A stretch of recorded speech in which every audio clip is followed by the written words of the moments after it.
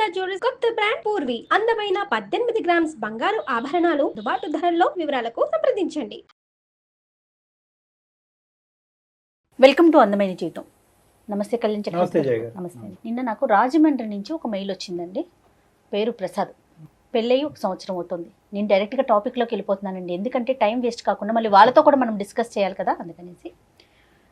ఒక personal issue, అంటే ఇలాంటివి మగవాళ్ళు కూడా ఫేస్ చేస్తారంటే సమస్యకి ఆడ మగ తేడా లేదు, బట్ ఈ రోజుల్లో ఇలా కూడా ఉంటుందా అని నాకు అనిపించింది. కళ్యాణ్ గారు నెంబర్ ఇచ్చారు, కాల్ చేసేస్తానండి డైరెక్ట్గా. తప్పకుండా.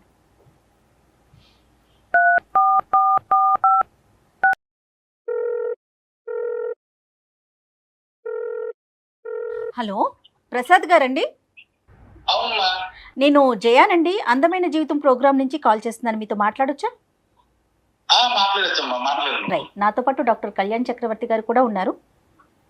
అమ్మా, మీరు నాకు మెయిల్ పెట్టారు, దాన్ని ఒక బ్రీఫ్గా డాక్టర్ గారితో మాట్లాడండి. లేదమ్మా, మా అక్క కూతుర్నే నేను పెళ్లి చేసుకున్నాను. మ్మ్. మా పెళ్లి అయితే చాలా గ్రాండ్ ఇయర్, అంటే చాలా గ్రాండ్ ఇయర్ గా జరిగింది. మా అక్కల అమ్మాయి ఎదురు ఇల్లే, మా కరెక్ట్ గా మా ఇంటి డోర్ తీస్తే వాళ్ళ ఇల్లు డోర్ తీస్తే మా ఇల్లు. ఓకే. ఇలా నేను అమ్మాయి కదా అని చెప్పి కట్నం కూడా తీసుకోలేదు. ఏం కట్నం తీసుకుంటాం, అక్కల పాపం చేసుకుంటున్నాం, కుటుంబంలో చేసుకుంటున్నాం. కుటుంబం గురించి మాత్రమే ఆలోచన అండి నాది ఎప్పుడు కూడా. మా కుటుంబం అంటే మా నాన్నగారు కూడా లేరండి, చనిపోయారు. మనం ఒక స్థాయిలో ఉండాలి, మనం నలుగురికి కొంచెం దీనిగా ఉండాలి, ఎవరిని మనం తల ఉంచి తెచ్చుకోకూడదు. ఇలా అలా అనుకొని నేను కుటుంబం అంతా బాగుంటుంది కదా అని చెప్పేసి పెళ్లి చేసుకోవడం జరిగింది. ప్రపోజల్ ఎట్లా వచ్చిందండి? అంటే అక్క కూతుర్ని చేసుకోమని అక్క వాళ్ళ వైపు నుంచా, లేకుంటే మీ అమ్మగారి వైపు నుంచా, ఎట్లా? అక్క వాళ్ళ వైపు నుంచే వచ్చిందండి. ఓకే. అక్క వాళ్ళ వైపు నుంచే వచ్చింది. అక్క వాళ్ళందరూ కుటుంబం అంతా పెద్దలంతా కూర్చున్నారు, మాట్లాడుకున్నారు. చేసిన తర్వాత నాకు చెప్పారండి. ఓకే. కుటుంబం గురించే మీరు పెళ్లి చేసుకుంటున్నారు, కానీ ఆ అమ్మాయి మీద మీ అభిప్రాయం? అమ్మాయి మీద అభిప్రాయం మంచి అభిప్రాయం, మంచి ఒపీనియన్ ఉంది. మంచి ఒపీనియన్ ఉంది. Very good, very good. మంచి ఒపీనియన్ ఉందండి. తనకండి ప్రసాద్ గారు తనతో మాట్లాడారా పెళ్లికి ముందు? నేను మాట్లాడాను. నీకు ఇష్టం ఉందా లేదా అని కూడా అడిగానండి. ఓకే. అమ్మ వాళ్ళు అక్క వాళ్ళు ఏదో చెప్తున్నారని అలాగే నువ్వు ఒప్పుకోవాల్సిన అవసరం లేదు. నీకు ఇష్టం ఉంటేనే మనం పెళ్లి చేసుకుందాము, లేకపోతే నేను చెప్తాను అమ్మ వాళ్ళకి, నేను అక్కలకి చెప్తాను, ఒప్పిస్తానని చెప్పానండి. రైట్. నెక్స్ట్ అండి? ఆ తర్వాత అంటే పెళ్లి జరిగిందండి, చాలా గ్రాండ్ గా పెళ్లి చేసుకున్నాం, అంత బాగా జరిగిన తర్వాత హైదరాబాద్ వచ్చాం. ఇక్కడ హైదరాబాద్ లో యాజ్ యూజువల్ గా మా కాపురం అనేది చాలా చక్కగా గడిచింది. తను బీటెక్ పూర్తి చేసిందండి ఊర్లోనే. నేను ఇక్కడ వచ్చి తనకి మన ఒక దీంట్లో ఇన్స్టిట్యూట్ లో ట్రైనింగ్ ఇప్పించాను, జాయిన్ చేశాను. ట్రైనింగ్ కూడా అయిపోయింది. మేము ఒక 5-6 నెలల పాటు ఇక్కడ చాలా బాగా కలిసి ఉన్నాము. వాళ్ళు నాతో పాటు మా అమ్మగారు కూడా ఉండేవారు. ఎంత నాన్న మీ ఇద్దరి మధ్యన ఏజ్ గ్యాప్ ఎంత ఉంది నాన్న? ఒక 6 years ఉంటుంది సార్. 6 years. Okay, okay. చిన్న చిన్న కంపెనీలో ఇంటర్వ్యూస్ వస్తే నాకు యాక్చువల్ గా చిన్న చిన్న కంపెనీలు పంపించడం ఇష్టం లేదు. పూణేలో వచ్చిందండి జాబ్.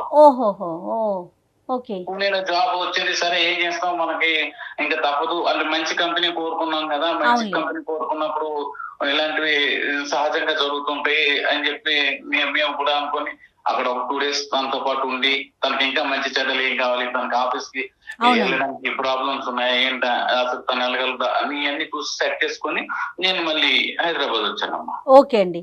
ఈ అమ్మాయి ఇంకా 10 రోజుల తర్వాత ఏంటి 10 రోజులైంది ఇంకా ఫోన్ కనీసం చేయట్లేదంటే, నువ్వు చేయాలా నేను చేయాలా అని అడిగింది. అదేంటి అలాగ అడిగావు, ఎవరు చేయాలి, నువ్వు చేయాలి నేను చేయాలి, అది ఎలాగా ఏం చేస్తున్నావు అనేసి అంటే, కాదు నువ్వు కదా చేయాలి అన్నా. సరే అని నేను దానికి సర్ది చెప్పుకొని మళ్ళీ నేను ఫోన్ చేయడం చేస్తుంది. కొద్ది రోజులు పోయినాక నా ఫోన్ అటెంప్ట్ చేయడం మానేసింది. నా ఫోన్ ఎందుకు అటెంప్ట్ చేయట్లేదు? సరే తను ఏదైనా బిజీగా ఉందేమో, ప్రాజెక్ట్ బిజీలో ఉందేమో, తనకు వర్క్ స్ట్రెస్ ఎక్కువ అవుతుందేమో అని సరే చేస్తుందిలే అని ఇందులో నా అమ్మను తన అక్కలతో మాట్లాడుతాను, ఫోన్ చేస్తుందని అడగటం ఇవన్నీ జరిగినాయి. అయితే నేను ఒకసారి 2 సార్లు అయినాయి ఫోన్ చేయట్లేదు అనేసి అంటే, తర్వాత నేను అక్క వాళ్ళకి చెప్పాను, ఇలాగ నా ఫోన్ ఎత్తట్లేదు. లేదురా తను ఏదో బిజీగా ఉంటుంది, నా ఫోన్ మాకు ఫోన్ చేస్తుంది కదా, మాట్లాడుతుంది కదా అని చెప్పేవారు. సరే అనుకున్న తర్వాత ఇలాగ మళ్ళీ ఫోన్ రీచ్ అవ్వట్లేదు. ఎప్పటికి రీచ్ అవ్వకపోయేసరికి నేను తన ఫ్రెండ్ ఫోన్ నుంచి నాకు ఒకసారి ఫోన్ చేసింది అనమాట. ఆవిడ జనరల్ గా తన ఫోన్ కి సిగ్నల్స్ ఉండవు ఒక్కోసారి అక్కడ. ఉండకపోతే వేరే వాళ్ళ ఫోన్ పక్క ఫోన్ నుంచి చేయడం కానీ ఇలా చేయడంలో ఈ నెంబర్ కూడా పెట్టుకోండి అని చెప్పారు. నేను ఆ నెంబర్ కి ఫోన్ చేశాను. ఎందుకు ఎన్ని రోజులైనా ఫోన్ కలవట్లేదు ఏంటా ఖచ్చితంగా ఆ అమ్మాయి నాకు చెప్పడం ఏంటంటే, లేదు అంకుల్ తను హాస్టల్ మారిపోయింది. అంతవరకు నాకు తెలియకపోవడం, ఒక భర్త కావాలనివ్వండి, ఒక మగాడి కావాలనివ్వండి, తన హాస్టల్ మారిపోయిన విషయం నాకు తెలియాల్సిన అవసరం ఉందా లేదా? బేసిక్ కమ్యూనికేషన్ అది బేసిక్ కమ్యూనికేషన్. ఇంకా అతను మాట్లాడటం అక్కడ నుంచి కొంచెం మాట్లాడటం కూడా అంత కరెక్ట్ గా లేదు. నాకు ప్రాపర్ గా తన నుంచి ఏ ఇన్ఫర్మేషన్ లేదు, ఏం ఒక రెస్పాన్సిబిలిటీగా బిహేవ్ చేయట్లేదు తను. సరే ఏదో సర్దుకుపోతాం అనేసి నేను కొంచెం ఇదిగానే ఉన్నాను. మీ ఇంట్లో మనం సడన్ గా ఒక రోజు ఒక మెసేజ్ వచ్చింది నాకు, ఏంటంటే నువ్వు అంటే నాకు ఇష్టం లేదు, నేను నీతోని ఉండలేను. ఏంటి కారణం ఏంటి ఇది అంత అనేసి అడిగితే సరే ఇంకా నా ఫోన్ కి రెస్పాన్స్ లేదు. పూణే వెళ్ళిన ఎన్ని రోజులకి నాన్న ఈ మెసేజ్ వచ్చింది మీకు? ఒక 1 year కి అవుతుంది. 1 year అదే ఒక 1 year పైన అవుతుందండి. 1 year పైన. ఈ 1 year పైన టైంలో ఎన్నిసార్లు ఆవిడ పూణేకి రావటం కానీ, మీరు పూణే వెళ్ళటం, హైదరాబాద్ రావటం కానీ? మీరు పూణే 2 times వెళ్ళాను సార్. నేను హైదరాబాద్ నుంచి పూణే 2 times వెళ్ళాను. తను పూణే నుంచి మా ఇంటికి ఒక 2 times వచ్చింది. అప్పుడు ఎలా ఉంది? మీరిద్దరు ఫేస్ టు ఫేస్ ఉన్నప్పుడు రెస్పాన్స్ ఎలా ఉంది? బాగానే ఉంది సార్. అప్పుడేమి ఇంటికడ కూడా వచ్చినప్పుడు కూడా అలాంటి ఇదేం లేదు సార్. మీకు ఎటువంటి అనుమానం కానీ ఏది రాలే? ఏం రాలేదు సార్ నాకు. ఓకే, మీరు చాలా పేషెంట్ గా ఉన్నట్టే లెక్క. 1 year అంటే మనోళ్ళే కదా డాక్టర్ గారు వాళ్ళు. అదే మన అమ్మాయి అన్నట్టే మీరు ఉన్నారు. కానీ ఆ అమ్మాయి మీరు ఓన్ చేసుకున్నంత ఇదిగా అమ్మాయి మిమ్మల్ని ఓన్ చేసుకోలేదు కదా. చేసుకోలేదు. ఇలా జరుగుతున్న తర్వాత ఎప్పుడైతే నేను మెసేజ్ చదివానో చేశాను, వెంటనే పెద్ద బావ గారికి ఫోన్ చేశాను. ప్రాపర్ గా నాతో మాట్లాడలేదు ఇలాగా అని చెప్పేసి నేను ఆయనకి చెప్పాను. ఓకే. అసలు ఏం రెస్పాన్స్ లేదనమాట. అసలు ఏమనుకోవాలో ఏమో తెలియదు. నేను ఫోన్ చేసినా కరెక్ట్ గా తనకు ఫోన్ చేస్తే ఇంకా అప్పటి నుంచి నా ఫోనే ఎప్పుడు లిఫ్ట్ చేయలేదు. ఓకే. ఆ అక్కలకి అమ్మాయికి ఏది అడిగినా అంటే ఎందుకంటే మా అమ్మగారికి మా అన్నయ్యకి అయితే ఏం తెలియదండి ఈ విషయంలో. ఓకే. మా అక్క వాళ్ళకే తెలుసు అనమాట. ఓకే, తర్వాత ఏం జరిగిందండి? సడన్ గా పెళ్లి కూడా చేసేసుకోండి. పెళ్లి చేసుకుందా? పెళ్లి చేసేసుకుందండి. ఎక్కడ? పూణేలోనే పెళ్లి చేసు అంటే పూణే కదండి, తను ఢిల్లీ అబ్బాయిని పెళ్లి చేసుకున్నారు. అయితే ఆ పెళ్లికి మా అక్క కూడా అటెండ్ అయింది. ఆ విషయం కూడా నాకు తెలియదు. Oh my god. ఏం అడగాలి, ఎవరిని అడుగుతాను నేను ఈ విషయంలో? మీకు ఎలా తెలిసిందండి తను పెళ్లి చేసుకున్నట్లుగా? స్టేటస్ ఉంటాయి కదమ్మా. ఎంత ధైర్యం అండి, ఎంత ధైర్యం! మీకు ఒక రీజన్ చెప్పలేదు, ఏమి మాటలు లేవు, మంచి లేదు. ధైర్యం అంటారా, బరితెగింపంటారా, మరి ఇంకేమంటారు దీన్ని? నాకు అసలు ఏమి అర్థం కాలేదు. మా అమ్మకి చెప్దామంటే అమ్మ బాధపడుతుంది, తను ఒక్కదయ్యే నాన్నకోలేరు.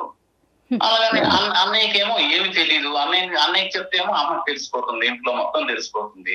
మీ సోషల్ కాంటాక్ట్స్ ఇవన్నీ ఆ ఊర్లో మీ పాస్ట్ ఎలా ఉండేదండి? అంటే ఆ ఊరితో మీకు బాగా అటాచ్మెంట్ కనెక్షన్స్ ఉన్నాయా? అంటే ఫ్రెండ్స్, ఫ్యామిలీ ఇదంతా? నాకు బాగా ఉంది డాక్టర్ గారు. నేను పుట్టిన నేల డాక్టర్ గారు అక్కడ. నేము ఆ పరువు అనేటటువంటిది ఒకటి. ఇంకొక అంశం ఏంటంటే, మీరు అనుకుంటే కనుక ఈ అమ్మాయి కాకుండా వేరే అమ్మాయి మీ జీవితంలో, ఇంకా బెటర్ అమ్మాయి మీ జీవితంలో వచ్చి ఉండేది అవకాశం.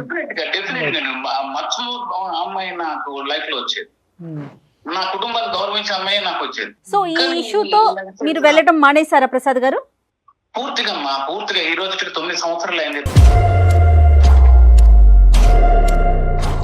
పెళ్లి కొంచెం లేట్ గా జరిగింది, కానీ మా ఇద్దరికి ఎప్పుడైతే డిస్ట్రిబ్యూషన్ వచ్చిందో ఇంకా తను ఓపెన్ అయిపోయి వాళ్ళు వేరే అబ్బాయితో ఉంటున్నాను. మా అక్క కూడా ఢిల్లీలో అక్కడ పెళ్లికి వెళ్ళి అటెండ్ అయిన తర్వాత నేను ఇంకా వెళ్ళలేకపోయాను. మా ఇంటికి వెళ్ళాలంటే నాకు చాలా అంటే ఒక నిర్జీవంగా ఒక అర్థమవుతోందండి మీ బాధ. అర్థమవుతుంది. అంటే 2 వెన్నుపోట్లు కదా ఇప్పుడు. ఇక్కడ ఒకటి అక్క, ఇంకో సైడ్ నుంచి సొంత భార్య. అంటే అట్లీస్ట్ ఒకరికైనా బుర్ర అక్కడ పనిచేసి ఉండాలి, ఒకరికైనా కొద్ది నీతి న్యాయం అనేటటువంటిది అర్థమై ఉండాలి. ఇంత అంటే మీ ఇంట్లోనే ఇలాంటి 2 వ్యక్తులు ఉన్నారు అనేటటువంటిది మీరు పసిగట్టలేకపోవటం, మీరు కానీ మీ మదర్ కానీ పసిగట్టలేకపోవటం, వీళ్ళ వెనకాతలు ఇంత పొల్యూషన్ ఉంది అనేటటువంటి ఆలోచన రాకపోవటం అనేది కొద్దిగా ఆశ్చర్యం కలిగిస్తుంది ప్రసాద్. మా అమ్మ తను ఊరు వస్తోందండి? చాలా అమాయకురాలు డాక్టర్ గారు. అమ్మగారు చాలా అంటే చాలా అమాయకురాలు.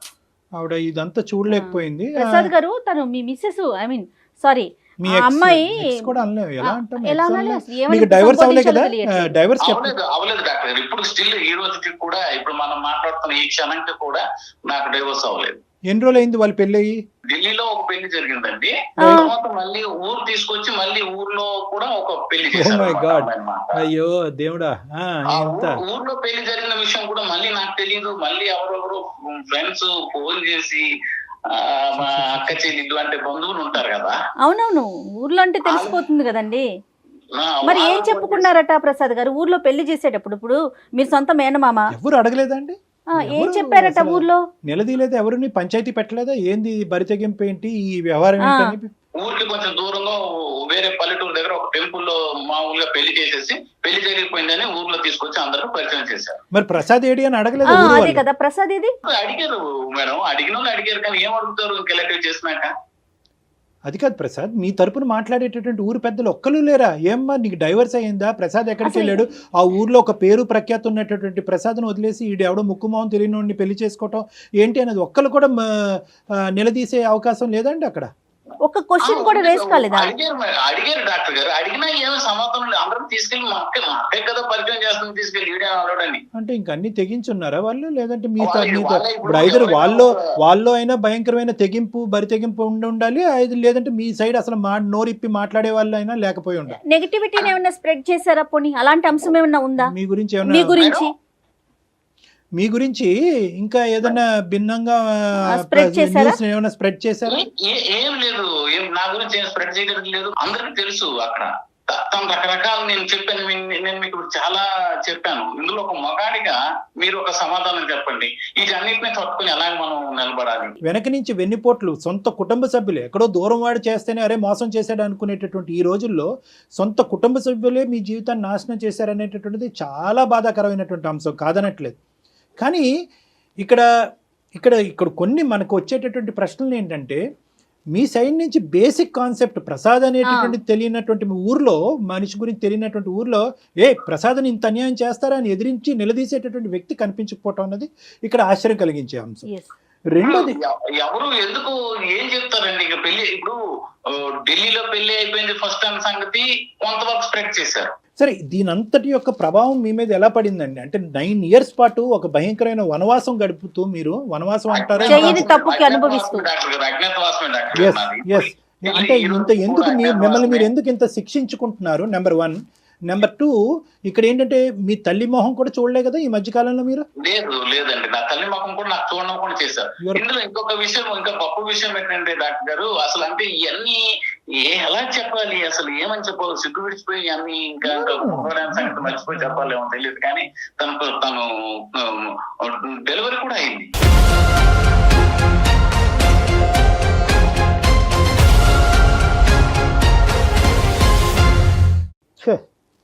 రీసెంట్ గా డెలివరీ అవుతూ తను ఇంట్లో ఉంది, వచ్చింది, నాకు తెలీదు. మా అక్కలేమో వచ్చి ఒకసారి ఫోన్ చేసి అరే అమ్మకు బాగాలేదు, నువ్వు వచ్చి చూసిపోరా అంటున్నారు.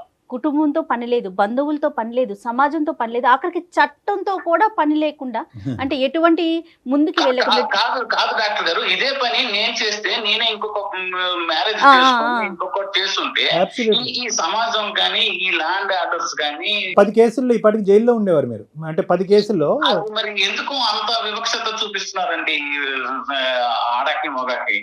ఆడాలకే అన్యాయం జరిగిపోతుంది, ఆడాలకే అన్యాయం జరిగిపోతుంది అంటారు కదండి. మనం వేసే స్టెప్స్ ని బట్టి ఆధారపడి ఉంటాయి కదా, మన రియాక్షన్స్ బట్టి కూడా ఉంటాయండి. అన్యాయం ఎవరికైనా అన్యాయమే, ఆడకైనా అన్యాయమే, మగకైనా అన్యాయమే. మీరు 9 సంవత్సరాలు అయింది, కన్న తల్లిని కానీ పుట్టిన నేలని కానీ తాకలేదు. మీరు కట్టుబాట్లకి మీరు పెట్టుకున్నారు. మీరేదో బరి తెగించి వేరే అమ్మాయితో లేచి వెళ్ళిపోయినటువంటి exactly. పద్ధతిలో మీరు కాదు మాట్లాడుతున్నారు. కళ్యాణి గారు, ఊర్లో ఎవరైనా అనుకోరు ప్రసాద్ ఇన్ని సంవత్సరాల నుంచి రావట్లేదంటే తనలో ఏ తప్పు ఉందో మీలో లోపాలు అని లేవు. అనుకోవటానికి అవకాశాలు మీరే ఇస్తున్నారు కదా ప్రసాద్ గారు. ఒకటి ఏంటంటే ఇక్కడ రిపేర్ చేయగలి, ఇక్కడ కాంప్రమైజ్ నెగోసియేషన్ అనేటటువంటి స్థాయి నుంచి ఇంకో లెవెల్కి వెళ్ళిపోయింది ఇది. ఓకే, నిజంగా అటువంటి ఆలోచన శైలి ఉండేటటువంటి వాళ్ళని ఈ మొత్తం అంశాన్ని ఒక పద్ధతిగా తీసుకెళ్ళి ఉండేవారు. ఇక్కడ పద్ధతి లేదు, మర్యాద లేదు, ప్రేమ లేదు, ఆప్యాయత లేదు, సమాజం విలువల మీద గౌరవం లేనటువంటి వ్యక్తుల మధ్యన అనవసరంగా మీరు అంటే ఇలాంటి వ్యక్తుల్ని ఎంతో కొద్దో గొప్ప అసెస్ చేయాలి. అంటే పాస్ట్ గురించి నేను మాట్లాడుతున్నానని పుణ్యమే కారం జల్లుతున్నట్టుగా మీరు ఫీల్ అవ్వద్దు. ఎంతో కొంత మన ఇంట్లో ఉండేటటువంటి, మన కుటుంబం, మన ఊర్లో ఉండేటటువంటి వ్యక్తుల్ని అసెస్ చేయలేకపోవటం అనేటటువంటిది ఇక్కడ ఏ ప్రధానమైనటువంటి అంశం. రెండో అంశం ఏంటంటే ఇక్కడ మీరు అస్సలు ఈ ఇష్యూ గురించి బాధపడుతూ మిమ్మల్ని మీరు హింస పెట్టుకుంటూ బాధ పెట్టుకుంటూ అవతల వాళ్ళ నుంచి వచ్చే సానుభూతి కూడా మీకు అవసరం లేదు. మీరు ధైర్యంగా తలెత్తుకుని ముందుకెళ్ళి హ్యాపీగా మీ ఊరు వెళ్ళి మీ అందరు కుటుంబ సభ్యులు డాక్టర్ గారు ఊరు నాతో పుట్టిన వాళ్ళు పెరిగిన వాళ్ళు అంతా అక్కడే ఉన్నారు డాక్టర్ గారు. ఏమండి మీరేం తప్పు చేశారండి ఇక్కడ? Simple straight forward. ఇంటికి వెళ్ళి వాళ్ళకి ఏం మొహం చూపిస్తాం డాక్టర్ గారు? ఏమండి ఇప్పుడు మీరు ఆ అమ్మాయి చేసినటువంటి తప్పుకి మీరు మొహం చాటేసుకుని ఉండవలసినటువంటి అవసరం లేదు. ఇది గుర్తుపెట్టుకోండి. మీరు ఎంత మొహం చాటేస్తే కనుక అవతల వాళ్ళు మీ గురించి అంత ఎక్కువ మాట్లాడేటటువంటి దానికి అవకాశం ఇస్తుంది. ఇప్పుడు మీ కుటుంబ సభ్యుల వరకు మీరు ఫోన్ చేసి మాట్లాడతారు, ఇలా జరుగుతోంది, ఇది జరిగిందని. ఊర్లో ఉన్న అందరికీ చెప్పలేరు కదా ప్రసాద్ గారు. ఒకటి, నా అనేటటువంటి మనుషులను వదులుకుంటూ మిమ్మల్ని మీరు శిక్షించుకోవాల్సినటువంటి అవసరం లేదు. Point number 1. పాయింట్ నెంబర్ 2, మీరు ధైర్యంగా అక్కడికి వెళ్ళి మొహెత్తుకుని తిరిగితేనే అసలైనటువంటి ఉండేటటువంటి ప్రజలందరికీ కూడా అసలు మీరేంటి అనేటటువంటిది తెలుస్తుంది. నెంబర్ 3 ఏంటంటే మోస్ట్ ఇంపార్టెంట్, మా కొడుకు ఎప్పుడు మా ఊర్లో అడుగు పెడతాడు, ఇదేంటి కన్నటువంటి పెరిగినటువంటి ఊరిని వదిలేసి ఎక్కడో అజ్ఞాతవాసంలోకి వెళ్ళిపోయేటటువంటి అనుకునేటటువంటి మీ తల్లిదండ్రులకి ఒక సేదన ఇచ్చినటువంటి వాళ్ళు అవుతారు. సో మిమ్మల్ని మీరు ఇక్కడ శిక్షించుకోవటం అనేది ఆపేసేయండి. మీ గురించి మీరు సిగ్గుపట్టడం అనేది ఆపేసేయండి. ఎవరో చేసినటువంటి తప్పుకి మీరు సమాధానం చెప్పుకోలేనటువంటి భయంకరమైన పొజిషన్లో ఉన్నాను అనే ఫీలింగ్ తీసేసేయండి. First you have to come out of this depression. మీ ఏ ఆలోచనతో ఈరోజు మాకు చేశారు అనేది ఇక్కడ ప్రధానమైన అంశం. ఇక్కడ వాళ్ళని శిక్షించడానికి ఒక దారి ఉందా అని అడగటానికి గురించి అందమైన జీవితానికి కొంతమంది ఫోన్ చేస్తూ ఉంటారు. నా పరిస్థితి ఏంటి, నా ఫ్యూచర్ ఏంటి అనేటటువంటి దాని గురించి కొంతమంది ఫోన్ చేస్తూ ఉంటారు. నేను ఎవరికి చెప్పుకోలేనటువంటి బాధ కాబట్టి మీతో చెప్పుకుంటే నాకు కౌన్సిలింగ్ ఇస్తారనే ఉద్దేశంతో చేస్తాను. మీరు ఏ యాంగిల్లో చేశారు అనే దాన్ని బట్టి ఈ రోజు మా పరిష్కారం ఉంటుంది. శిక్షించాలి అనే ఉద్దేశం నాకు లేదు, నా కుటుంబ సభ్యులు అనుకుంటే that is totally up to you.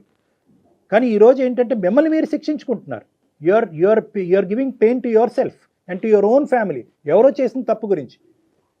So ఎందుకంటే నేను ఎలా వెళ్ళి చూపెట్టుకుంటానంటే కనుక మీ అంతరాత్మను ఒక్కసారి అడగండి, మీరేం తప్పు చేశారన్నది. మీరేం తప్పు చేశారు ఇక్కడ? మీరు తప్పు చేయనప్పుడు మీ అంతరాత్మకి ఏ తప్పు చేయలేదనేటటువంటి భావం మీకు ఉన్నప్పుడు ఎందుకండి మీరు భయపడటం ఎందుకు, బాధపడటం ఎందుకు? బాధపడకుండా ఎలా ఉంటామండి? నేను నా కన్న తల్లిని, నా కన్ను నేలని మర్చిపోయాను, నా తల్లిని మర్చిపోయాను, నా అన్నయ్యని మర్చిపోయాను, నా వదినని మర్చిపోయాను, నాతో కలిసి పెరిగిన వాళ్ళు, చదువుకున్న వాళ్ళు అందరినీ మర్చిపోవాల్సి వచ్చింది కదా డాక్టర్. మీరు ఫార్వర్డ్ స్టెప్ అయిపోతే ఇంకొక రోజు పెరుగుతుందండి. ఆ మర్చిపోయిన దాంట్లో ఇంకొక రోజు యాడ్ ఆన్ అవుతుంది. డెఫినెట్ గా మీరు ముందుకు అడుగులు వేయాల్సిందే కదా ప్రసాద్ గారు. మీరు పెయిన్ ఇంక్రీజ్ చేసుకోవాల్సినటువంటి అవసరం లేదు. ఇప్పటి వరకు మీకు ఇచ్చుకున్నటువంటి పెయిన్, మీ కుటుంబ సభ్యులు మీరు కలిగించినటువంటి బాధ పరోక్షంగా కానీ, ఇండైరెక్ట్ గా కానీ, డైరెక్ట్ గా కానీ ఇంక ఇక్కడతో దాన్ని స్టాప్ చేయండి. ధైర్యంగా ఉండటానికి మీరు ప్రయత్నం చేయండి. మీ కుటుంబ సభ్యుల మధ్యన ఉండటానికి మీరు ట్రై చేయండి. ఆ చుట్టుపక్కల ఉండేటటువంటి సమాజం, ప్రసాద్ అప్పుడు ఎలా ఉన్నాడు ఇప్పుడు కూడా అలాగే ఉన్నాడు, ఈ స్టిల్ అండ్ ఎలిజిబుల్ బ్యాచులర్ అనేటటువంటి ఉద్దేశంతో ధైర్యంగా వెళ్ళి మీకు కావాల్సినటువంటి అమ్మాయి, మీకు నచ్చినటువంటి అమ్మాయి ఎక్కడో ఉండే ఉంటుంది, ఆ అమ్మాయిని పెళ్లి చేసుకోండి, హ్యాపీగా జీవితాన్ని ముందుకు కొనసాగించండి. ఇదైతే మాత్రం ఖచ్చితంగా నేను మనస్ఫూర్తిగా నేను చెప్పేటటువంటి ఒక సలహా సూచన. మిమ్మల్ని మీరు హింస పెట్టుకోవటం అనేది ఇంకా ఆపేసేయండి. మిమ్మల్ని మీరేదో తప్పు చేసినట్టుగా ఇంకా ఆ ఫీలింగ్ అనేది తీసేసేయండి. స్టార్ట్ అయ్యి ఫ్రెష్ లైఫ్. రైట్ అండి.